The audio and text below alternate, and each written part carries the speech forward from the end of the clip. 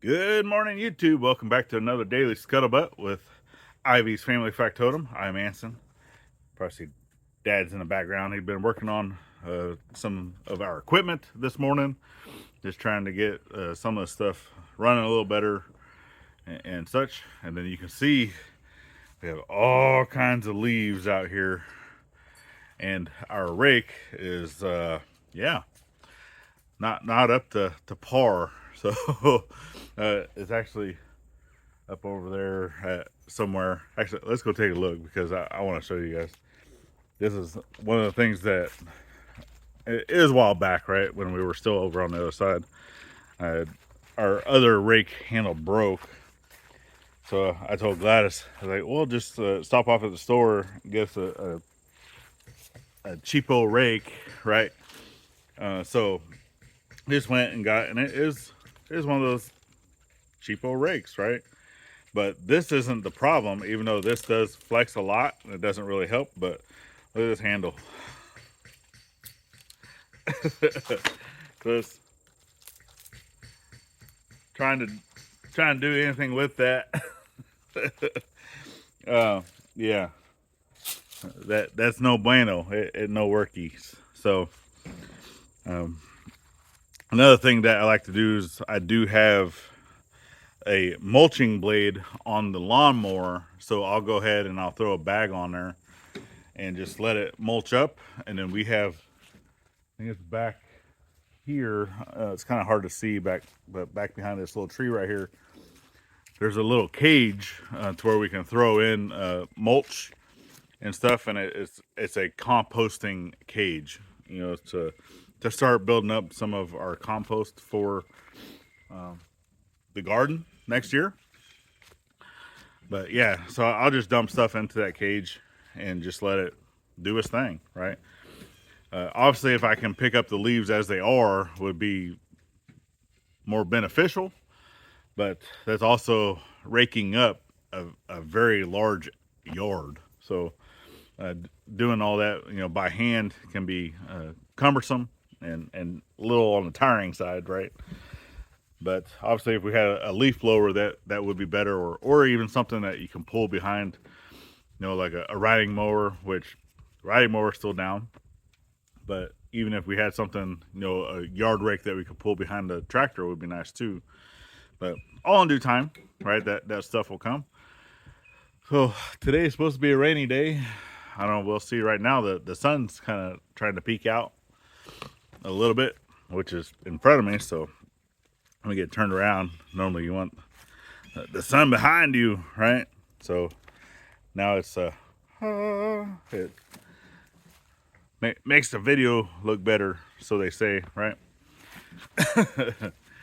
So today, I don't know, for the well house video, we're actually doing a premiere today at noon. So I don't know, this video may show up before then. If it does, and you're watching this before noontime Friday, so that's Central Standard Time at noon, we will be doing the premiere. It's the full build on this.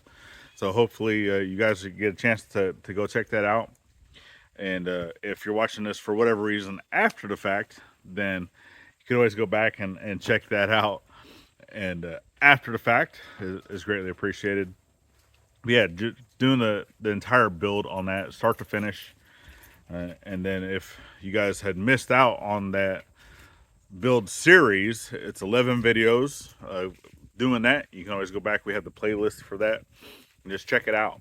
It shows a little more of the actual journey, a lot more of also things here around the house, the property around the house, right? That's what we call house, RV living.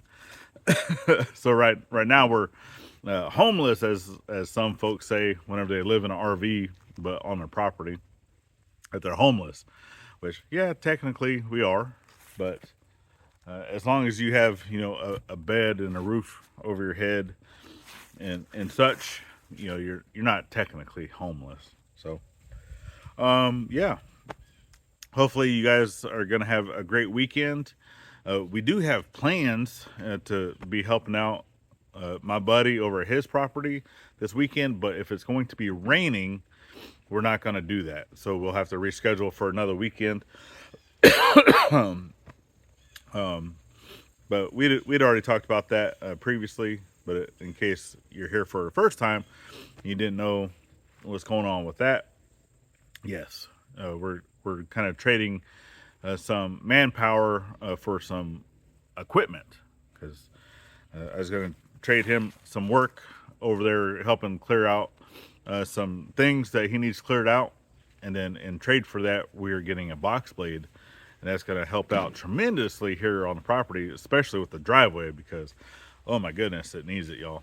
So, well, you probably haven't even seen that in a while, so you can always go do a walkabout on that at some point. You know, just kind of show you how that's been holding up, how the culvert's been holding up, and yeah,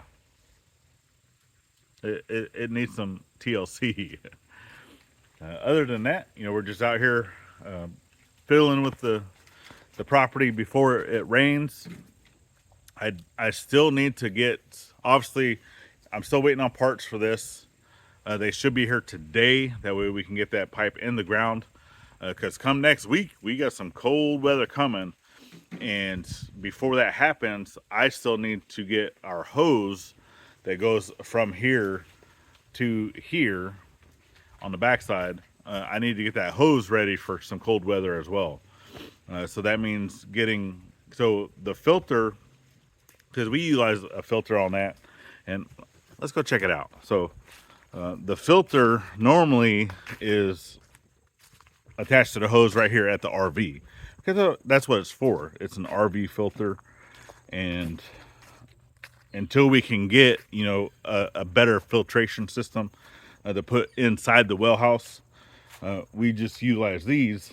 And for us, since we don't have any other pre-filters or anything like that, this lasts us about a month at most, right?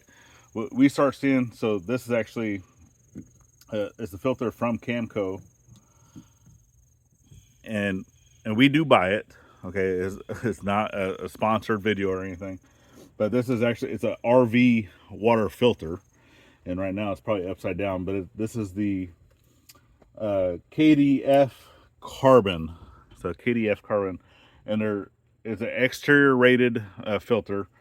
And normally this is like, if you're going to campsites or you're going to anything like that, most of that is still city water that's already been filtered, but it might still have a little bit of things in it. So you utilize this, and it just filters it out even that much more. But this is supposed to last about 4 months. But like I said, for us, we're using it on a well, not its intended use. Right, so for us, it only lasts about a month, and then we start seeing a dramatic, you know, decrease in our water pressure, because this starts getting clogged up. But what I need to do is, I want to be able to cover this for the winter time, for cold weather.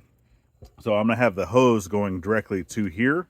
That way I can put the cover on this, and then I also have the heater element that I'm going to be putting on this hose as it's going to the filter house, or at the well house, and then it's going to have a wrap on it. So I'm going to go ahead and try to get that knocked out today, getting that heater element onto the hose, and then getting the insulation wrapped around there.